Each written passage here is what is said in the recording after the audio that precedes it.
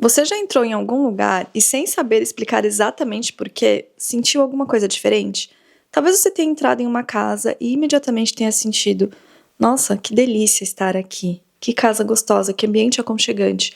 Ou talvez você tenha entrado em outro ambiente e sentido vontade de sair dali o mais rápido possível, antes mesmo de você conseguir racionalizar. Sabe o que acontece? O seu organismo já está recebendo o processamento de informações daquele ambiente antes da mente racional entrar em cena. Porque a gente não habita apenas os espaços, a gente responde biologicamente a esses espaços. E essa é uma das mensagens que eu quero que você leve do episódio de hoje. O lugar onde você vive, onde você passa mais tempo, pode funcionar como um sinal constante de segurança, ou de alerta, ou de descanso, ou de expansão, ou até de sobrecarga. E para o episódio de hoje, eu resgatei a Aline, arquiteta, que sempre esteve aqui e eu sabia que em algum momento eu ia trazer ela à tona novamente. Seja muito bem-vinda ao Oceano Interior, um espaço criado para quem sente que existe uma forma mais autêntica de viver, criar, trabalhar e se relacionar com a vida. Aqui nós mergulhamos além da superfície. Falamos sobre consciência, human design, manifestação, espiritualidade, ciência e tudo aquilo que nos ajuda a recordar quem realmente somos. Porque quando você muda o seu universo interior, a realidade à sua volta corresponde a essa mudança. Então respire profundamente, porque o mergulho começa agora. Antes de começarmos o episódio, eu quero compartilhar uma novidade com vocês, que é o café da Mushing. Se você acompanha o Oceano Interior, você já sabe que eu acredito que a transformação não começa apenas na mente, ela começa no corpo. Os cogumelos funcionais vêm sendo cada vez mais estudados pela ciência pelo seu potencial de apoiar a saúde cerebral também, além da regulação do sistema nervoso e a capacidade do nosso cérebro de se adaptar e criar novas conexões. É justamente por isso que eu gosto tanto de iniciativas como a da Mushing, porque elas unem hábitos diários, bem-estar cognitivo, de uma forma simples e natural. E eu tenho um cupom de desconto para vocês, eu vou deixar o link aqui na descrição do episódio, já com o meu cupom aplicado no link, para vocês darem uma olhada. No site deles não tem só o café, tem vários outros produtos, um deles é o Mushroom Chai, que eu provei também e eu amei, e tenho certeza que vocês vão gostar também.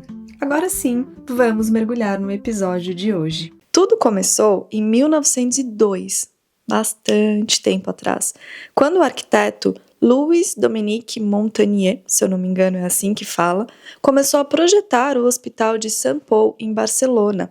E a concepção daquele hospital era completamente diferente do imaginário hospitalar da época e até de hoje em dia. Em vez de pensar apenas na funcionalidade médica, o projeto daquele hospital incorporava jardins, luz natural, ventilação, galerias, pavilhões separados, cores, arte, espaços agradáveis, de modo que nem parecia de fato um hospital.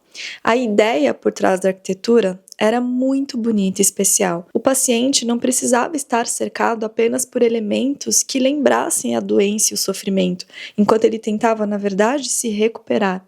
Ou seja, o paciente não deveria se recuperar em um ambiente que o lembrasse do sofrimento. O espaço hospitalar também poderia participar da experiência de recuperação dos pacientes. Décadas depois, o complexo se tornaria o patrimônio mundial da Unesco. A ciência começou, anos depois, a investigar justamente essa pergunta: será que o ambiente físico pode influenciar a nossa recuperação? Em 1984, um pesquisador publicou na revista Science um estudo que se tornaria uma referência no design de ambientes de saúde. Ele analisou pacientes que haviam passado pelo mesmo tipo de cirurgia, eles tinham ali mais ou menos a mesma idade e mais ou menos o mesmo tipo de corpo e estilo de vida. Os quartos eram semelhantes também, mas tinha uma diferença importante. Alguns pacientes olhavam pela janela e enxergavam natureza, árvores. Outros pacientes olhavam pela janela e enxergavam uma parede de tijolos. E os pacientes com vista para a natureza apresentaram, em média, internações pós-operatórias mais curtas, receberam menos comentários negativos nas anotações das médicas e das enfermeiras e utilizaram menos analgésicos potentes. A janela era parte do ambiente, mas o corpo respondia ao que existia além dela.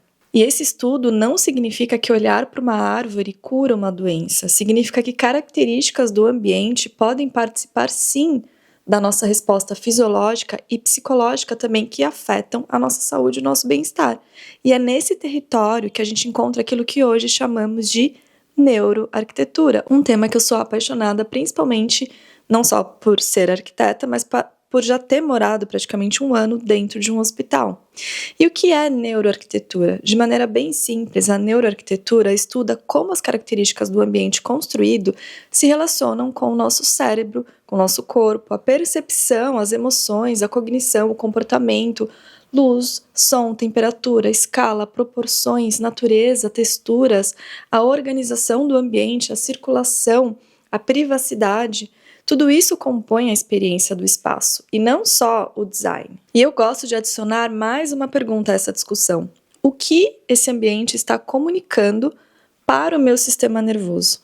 Porque você pode estar tentando conscientemente relaxar, enquanto vive em um espaço que constantemente exige processamento no teu corpo. Você pode estar querendo dormir, mas manter a sua casa extremamente iluminada à noite. Você pode estar buscando ser mais criativa, mas pode ser que você esteja trabalhando olhando para uma parede cercada de excesso de estímulos que vão bloquear a sua criatividade. Você pode estar querendo desacelerar nesse momento da tua vida, mas pode ser que não tenha nenhum lugar na sua casa que o seu cérebro associe a descanso. Já parou para pensar nisso? A sua casa também é informação, então olha ao seu redor. Talvez você pense, isso é só uma cadeira. Isso daqui é apenas uma janela. Isso daqui é só uma luminária. Mas para o teu cérebro, o ambiente é um fluxo contínuo de informações sensoriais. E existe essa diferença entre eu sei que eu estou segura e o meu organismo percebe sinais suficientes de segurança para reduzir o estado de vigilância. É por isso que a regulação do sistema nervoso não precisa acontecer apenas durante uma meditação, durante uma respiração ou uma prática específica de regulação. A gente pode pensar também, não só nas nossas relações, obviamente que são muito importantes, mas no que eu chamaria de regulação ambiental, ou seja, como eu posso fazer o meu espaço trabalhar a favor do estado que eu desejo cultivar nesse momento da minha vida. Por exemplo, a desordem é um dos fatores que gera mais informação para você processar. Então imagine duas mesas. Uma contém um computador, uma agenda e uma luminária.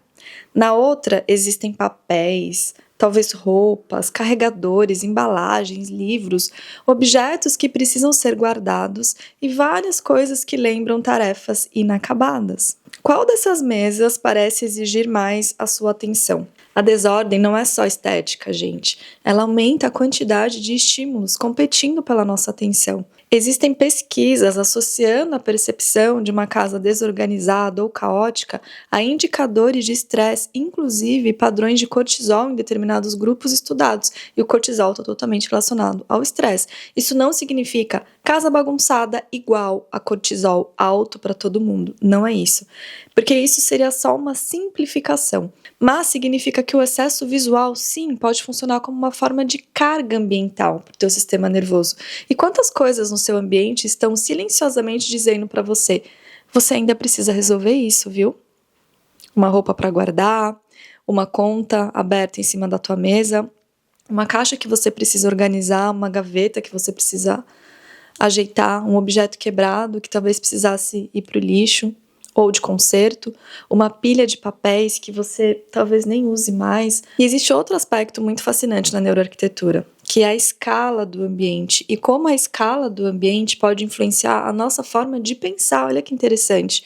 Algumas pesquisas sobre a altura do teto, por exemplo, encontraram aquilo que ficou conhecido como Ceiling Height Effect. O que isso quer dizer? Ambientes percebidos como mais altos foram associados a uma sensação maior de liberdade e também a formas mais abstratas de processamento, enquanto ambientes percebidos como mais baixos favorecem associações relacionadas a contenção e processamento mais específico. Mais uma vez, eu não reduziria isso numa regra.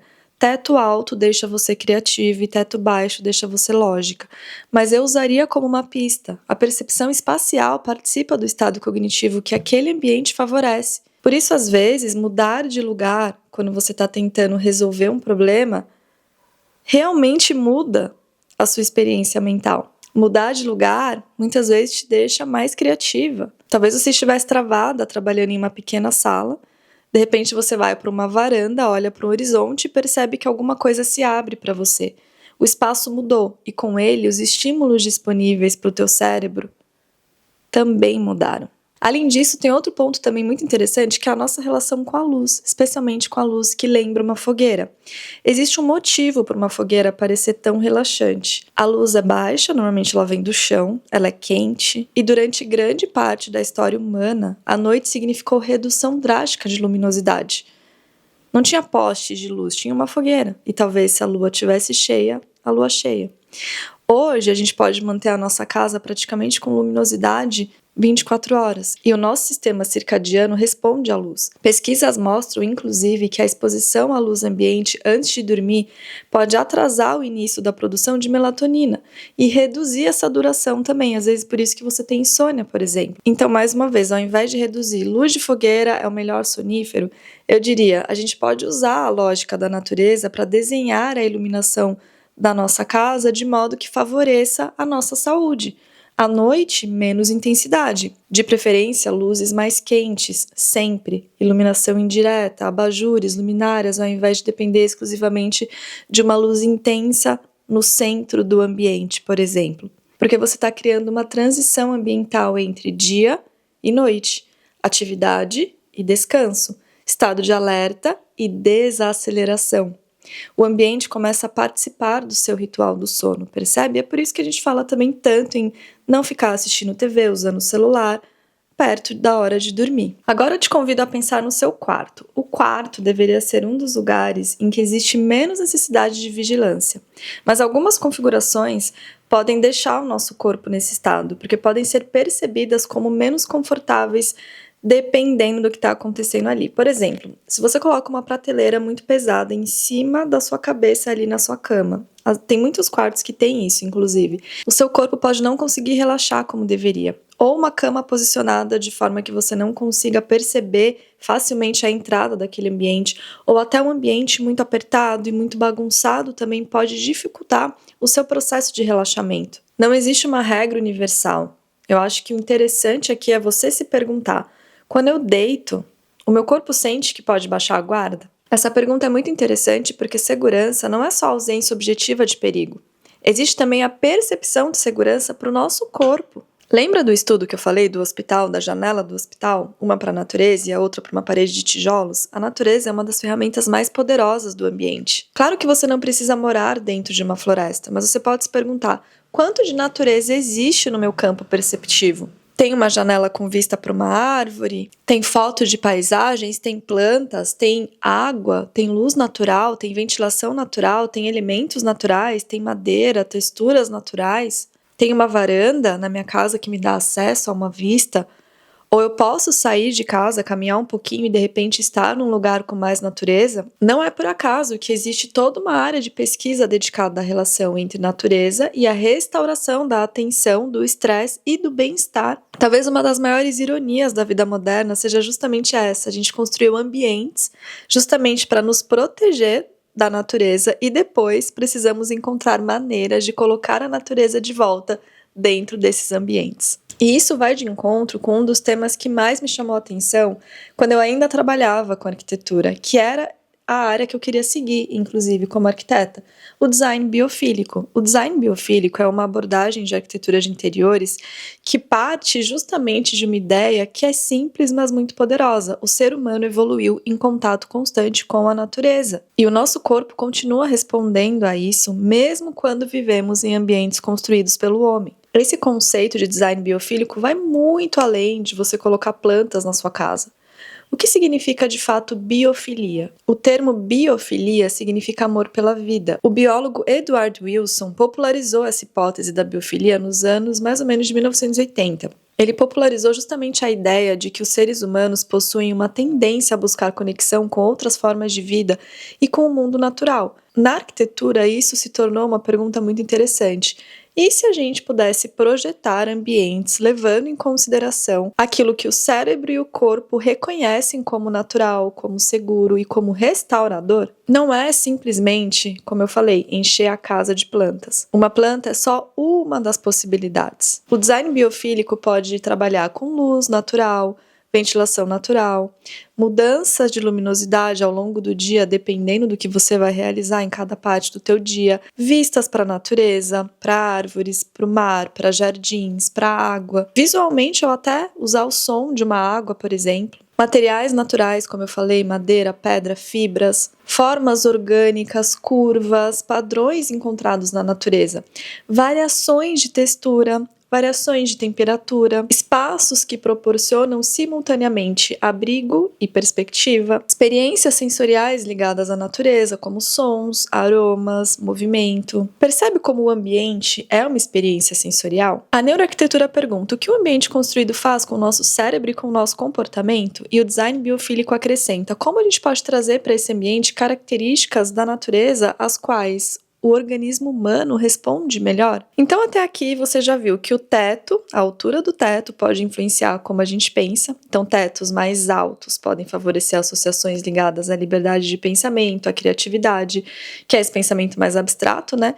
Enquanto tetos mais baixos favorecem uma sensação de confinamento, de foco em detalhes e um raciocínio talvez até mais lógico. Você já viu também que ver a natureza pela janela já pode fazer uma grande diferença na tua vida. Você não precisa morar no meio de uma floresta. Se fosse possível, melhor ainda. Mas as vistas naturais têm sido associadas a benefícios relacionados à recuperação do estresse, por exemplo, né? Existe uma das formas de regular o teu sistema nervoso é olhar para um horizonte, por exemplo, para a natureza. Isso ajuda muito nessa sensação de bem-estar. Você já viu também que a iluminação da sua casa conversa com o seu relógio biológico, né? Então, a luz não serve só para você enxergar. A exposição à luz, especialmente ao longo do dia, participa da regulação do ritmo circadiano e afeta o seu sono. Aliás, a qualidade do nosso sono é determinada pelo que a gente faz durante o dia, quando a gente está acordadas na maior parte do tempo. A luz forte é melhor durante o dia e a luz menos intensa à noite. Você já viu também que se existe bagunça, excesso de objetos, informações visuais, sons, telas, estímulos, isso pode te deixar sobrecarregada porque aumenta a demanda perceptiva e cognitiva do seu corpo e do seu cérebro. A ideia não é que uma casa precise ser minimalista também, mas é importante que você saiba que cada coisa visível compete em algum grau pela sua atenção. A acústica também é tão importante quanto aquilo que a gente enxerga. Ruído imprevisível ou persistente pode ser estressante e prejudicar a sua concentração. Então, o uso de cortinas, tapetes, estofados, painéis e outros materiais que absorvem o som podem modificar bastante a experiência acústica dentro de um ambiente. Percebe como tudo vai conversando? Outra coisa interessante é que ter controle sobre o espaço importa.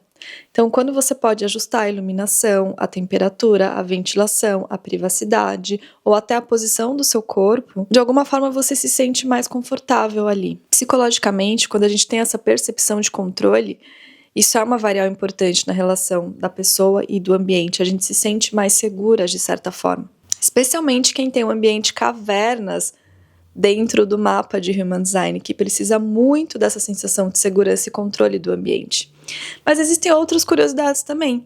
A posição da cadeira pode mudar completamente a sua experiência. Por exemplo, aqui eu estou sentada aqui, a minha porta está ali. Eu tenho uma porta para o banheiro e a porta de entrada ali. Eu tenho um controle. Para algumas pessoas, trabalhar de costas para uma porta ou para uma área de circulação gera desconforto ou até distração. Ter maior percepção do que acontece ao redor pode tornar o espaço subjetivamente mais confortável e mais seguro para você. Outra coisa interessante é que o contraste e a complexidade precisam de um equilíbrio também. Um ambiente completamente monótono e minimalista pode ser pouco estimulante, mas um ambiente extremamente complexo pode ser muito cansativo. Então existe uma discussão interessante na psicologia ambiental sobre buscarmos um nível de complexidade que seja interessante sem se tornar caótico para o nosso sistema nervoso. A água também pode ser um recurso biofílico muito potente, então vista para uma água, quadros, elementos de água, sons da água são muito explorados no design biofílico, justamente pela capacidade de capturar a atenção de maneira bem suave e de proporcionar um relaxamento.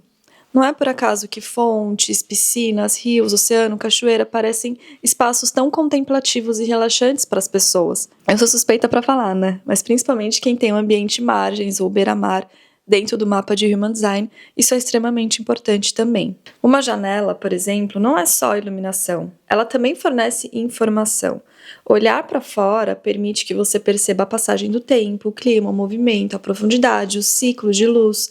Um ambiente completamente fechado, sem janelas, elimina várias dessas pistas. Por isso que ambientes tipo cassinos não têm janelas, para que as pessoas percam a noção do tempo, e até shoppings também são assim, se você perceber. E olha que interessante, toda essa consciência também está começando a aparecer na hospitalidade e no bem-estar. A gente está vendo projetos que deixam de pensar em um hotel apenas como um lugar bonito para você dormir e começam a pensar em qual estado fisiológico que a gente quer oferecer para esse hóspede, por exemplo. E essa mudança ela é muito importante porque representa uma nova maneira de enxergar a arquitetura e o design de interiores também. Não só como, será que esse ambiente é bonito? Será que esse ambiente está na moda? E sim, como que eu quero que as pessoas se sintam dentro desse ambiente? Inclusive, eu quero trazer um aspecto do mapa de Human Design aqui que casa muito com isso. Especialmente quem tem o centro G aberto ou não definido em branco no mapa, que é o losango ali que fica no centro do mapa, o monopolo magnético, são pessoas extremamente impactadas pelo ambiente. Então, muitas vezes, se você sente que a sua vida não está andando, parece que está estagnada, você não se sente criativa, você não consegue ter clareza, às vezes são ajustes que você precisa fazer no seu próprio ambiente. Claro que mudar de ambiente também é muito interessante para você perceber como você se sente em ambientes diferentes, mas às vezes fazer esses pequenos ajustes no teu ambiente já te ajuda a se sentir completamente diferente. Então olhe para sua casa desse jeito. Quando esse episódio finalizar, eu quero propor que você caminhe pela sua casa como se você estivesse entrando nela pela primeira vez. Não tente avaliar o que tá bonito, o que tá feio, o que tá fora de moda, de design. Eu quero que você avalie o que o seu corpo experimenta na sua casa. E para isso você pode observar 5 coisas. Primeiro, o visual. Existe excesso de informação, existe desorganização, sensação de segurança. Segundo, luz. A minha casa respeita a diferença entre dia e noite, eu consigo ajustar a luz perto da hora de dormir. Terceiro, natureza. Eu consigo ver ou experimentar elementos naturais dentro da minha casa? Quarto, segurança. Existem lugares em que o meu corpo realmente consegue baixar a guarda, baixar o estado de vigilância? E por último, a função. Ou seja, o ambiente favorece aquilo que eu quero fazer dentro dele? O escritório favorece a criatividade ou a concentração? O ambiente que eu vou relaxar favorece isso? O seu escritório precisa comunicar, você pode criar. A sua sala precisa comunicar, você pode estar em presença. O seu espaço de meditação precisa comunicar que você não precisa fazer nada naquele momento. E é importante que você avalie essas diferenças. E é por isso que eu vou te convidar a fazer esse exercício. Você vai escolher um único ambiente da sua casa e você não vai perguntar como que eu quero que esse ambiente fique esteticamente. Você vai perguntar como eu quero me sentir quando eu estou nesse ambiente. Eu quero sentir calma aqui, eu quero me sentir inspirada, eu quero me sentir focada, eu quero me sentir segura, eu quero me sentir criativa, eu quero me sentir presente. Você vai escolher um estado e depois você vai se perguntar o que nesse ambiente favorece esse estado e o que nesse ambiente atrapalha esse estado. Talvez você perceba que precise remover alguma coisa do seu ambiente, talvez você precise adicionar uma planta, abrir cortina pela manhã, trocar a iluminação, mudar a posição da sua mesa ou da sua cadeira, criar um canto sem telas, liberar a visão para uma janela, diminuir os estímulos visuais, tornar um ambiente mais aconchegante. Você não precisa reformar a sua casa. Às vezes, pequenas alterações ambientais mudam completamente a experiência de estar dentro desse espaço. E é essa reflexão que eu quero deixar nesse episódio. Você influencia o ambiente e o ambiente influencia você. Então, regular o seu sistema nervoso não é só aprender a respirar diferente, não é aprender a meditar ou aprender a mudar os seus pensamentos. Talvez também seja olhar para o lugar onde você passa mais tempo e perguntar: esse espaço está ajudando o meu corpo a viver em estado de expansão? A viver da maneira que eu desejo viver? A sua casa não é só o cenário da sua vida, ela participa da criação da sua realidade. Se esse episódio fez sentido, eu quero te fazer um convite. Se você está ouvindo pelo Spotify, Deixe a sua avaliação de 5 estrelas para que esse episódio possa ser entregue para mais pessoas. Pode parecer um gesto simples, mas é isso que ajuda o Oceano Interior a chegar para mais pessoas que também precisam dessas mensagens que eu compartilho por aqui. E se você está assistindo pelo YouTube, aproveite para se inscrever no canal e ativar as notificações. Assim você não perde os próximos mergulhos, novidades que vamos trazer por aqui. Obrigada pela sua companhia, nos encontramos no próximo episódio. Até lá, continue mergulhando dentro de si, porque quanto mais profundo você vai dentro de si, mais verdadeira se torna a vida que você cria.